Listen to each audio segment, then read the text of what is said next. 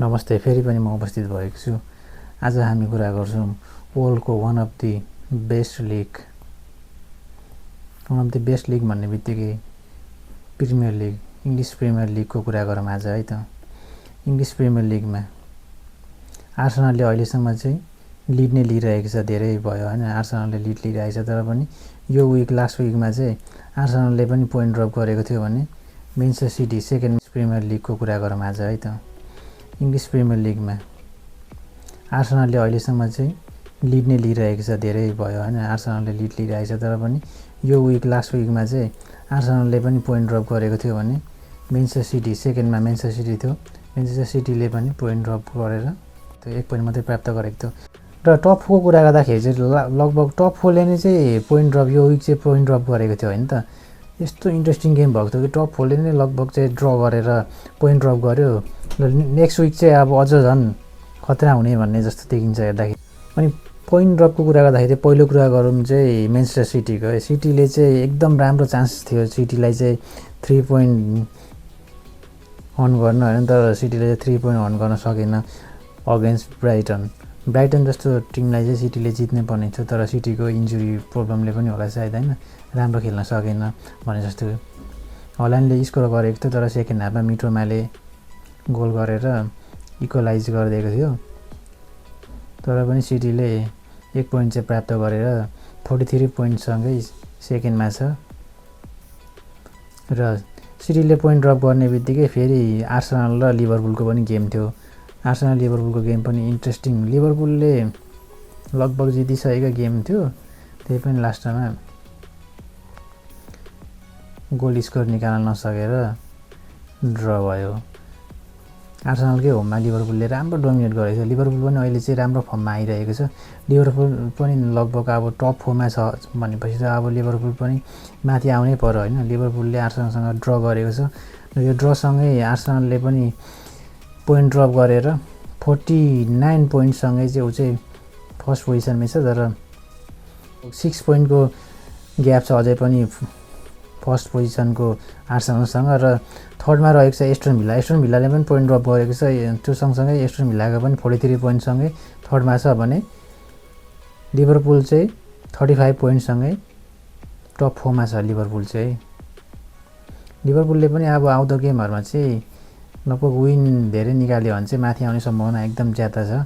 5को कुरा गरौँ, टप 5मा अब कसैले नसोचेको छ क्या। टप 5मा ब्रेन्टफोर्ड आइरहेछ। टप 5मा अहिले ब्रेन्टफोर्डको 33 पोइन्टसँगै टप 5मा ब्रेन्टफोर्ड छ क्या। प्रिमियर लिगको त्यही हो रमाइलो पक्ष भनेको चाहिँ कुन टिम चाहिँ कहिले माथि आउँछ भन्ने नै त्यहाँ छैन क्या। अब मेन्चेस्टर युनाइटेड भयो, चेल्सी भयो, चेल्सीहरूले पोइन्ट ड्रप गरेर यति मुनि छ होइन। अनि अब ब्रेन्टफोर्ड माथि आइरहेछ क्या। ब्रेन्टफोर्डले यो सिजन चाहिँ एकदम राम्रो खेलिरहेको छ अहिले। र टप 6मा छ न्युक्यासल 42 पोइन्टसँगै टप 6मा छ भने टप 7मा छ मेन्चेस्टर युनाइटेड, उसको पनि 32 नै छ पोइन्ट। अब चेल्सीको कुरा गरौँ न, चेल्सीले पोइन्ट ड्रप गर्दा गरेर ऊ अहिले टप 8मा छ क्या। चेल्सी भनेको अब टाइटल कन्टेन्डर भनेर चाहिँ पहिला सुरुमा चाहिँ सबैले गेस गरिरहेको थियो। अहिले रिसेन्टली आएर चाहिँ उसले गेम हारेको छ। बार्सेलोना जितेदेखि चाहिँ उसले लगभग पोइन्ट पनि निकाल्नै सकेको छैन क्या। चेल्सीले पोइन्ट यति धेरै ड्रप गर्यो कि होइन, बार्सेलोना जितेदेखि चाहिँ उसले चाहिँ अब लगभग 8-9वटा गेममा एउटा कि 2टा गेम मात्रै लगभग जितेको छ क्या चेल्सी। त्यस्तो छ क्या, पोइन्ट ड्रप यति धेरै गरेको छ। अनि त्यससँगै चाहिँ अब चेल्सीले म्यानेजर पनि चेन्ज गरेको छ। अब एन्जो मरेस्कालाई अब निकालेर अब नयाँ म्यानेजर आउने भएको छ चेल्सीमा। र चेल्सीले पनि आउँदो दिनमा चाहिँ अब राम्रो खेल्यो भने चाहिँ अब माथि आउँछ जस्तो त लाग्छ मलाई। टिम त एकदम स्ट्रङै छ टिम चाहिँ होइन, यङ प्लेयरहरू एकदम धेरै छ, टिम पनि राम्रो छ। त्यही पनि पोइन्ट ड्रप गरेर यति धेरै मुनि गएको छ कि ऊ चाहिँ। र टप 9मा छ फुलह्यामले पनि यो सिजन चाहिँ राम्रो पर्फर्मेन्स गरेर अहिले चाहिँ फुलह्याम जस्तो टिम टप 9मा छ होइन, 31 पोइन्ट विथ होइन, राम्रो हो क्या फुलह्याम। र टप 10मा छ सन्डरल्यान्डले 30 पोइन्ट अन गरेर चाहिँ ऊ चाहिँ टप 10मा छ। सन्डरल्यान्ड पनि अब होममा चाहिँ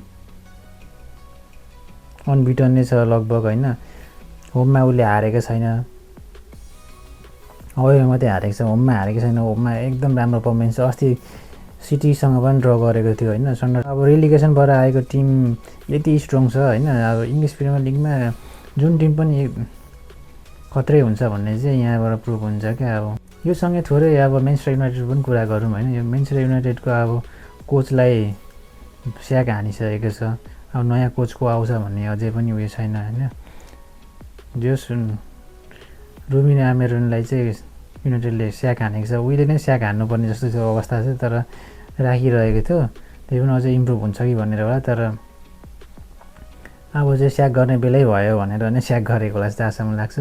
अब चाहिँ आउँदो दिनमा चाहिँ उसले पनि होइन टप 4मा छिर्नको लागि भए पनि राम्रो कोच ल्यायो भने चाहिँ आउँदो दिनमा राम्रो हुन्छ भने चाहिँ टप 4मा तर छिर्नलाई एकदम गाह्रो छ क्या मेन्चेस्टर युनाइटेडलाई चाहिँ। किनभने अब लिभरपुल टप 4मा छ अहिले, एस्टन भिल्लाले राम्रो पर्फर्मेन्स गरिरहेको छ होइन। अब सिटी भयो, आर्सेनल भयो, त्यस्तो टिमहरूलाई जित्न सक्नु पऱ्यो।